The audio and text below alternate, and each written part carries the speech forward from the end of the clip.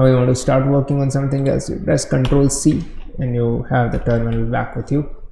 But the test, you didn't see anything, right? So how do you make sure that you see something, right? There are two ways for this. One is using this tool that I was talking about. If you just click on this section, you'll see it begins to reflect everything that is inside tests. Right now it has two of them. Just want to run this one, not that one, then you click on this and it will run only this part, and you can see the test is being run. It also shows this time, like how much time it took to run it. But once again, you did not see like the test because it is running in headless mode. Headless browser is being used. Now you want to see the browser. Let's say you click on this setting and it says show browser, and now when you can click, either you can click it from here or you can just click here and it will run. Here you can see the browser has opened. It went to this section, intro section, and it has fast. Second way of doing is using the headed flag.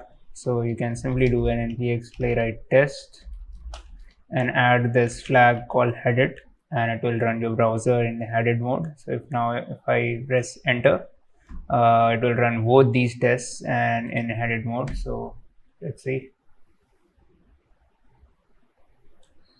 Yeah, so you can see it was really quick what the browser did open, and we could see like what went on and stuff, right? So this is a different way of doing this. There's another way of deciding like whether you want to see all your runs in headed mode or not. For this we have to go and configure our browser.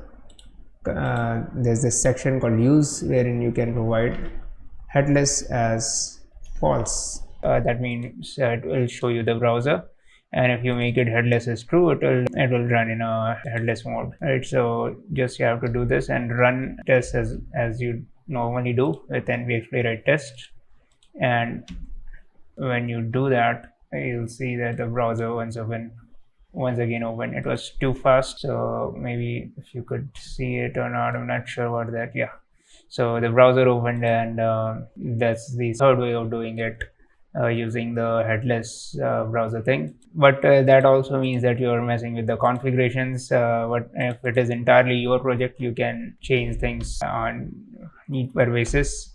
So now if I'm trying to run as headless is true, there will be no browsers that will open. The browsers in the test ran in a headless mode, so that's why there is nothing there. By default, if you don't want to provide anything, the tests will automatically run in headless mode only. So even if you don't provide it, the tests are running in headless mode by default. Those are the ways to run it in headless and headed modes.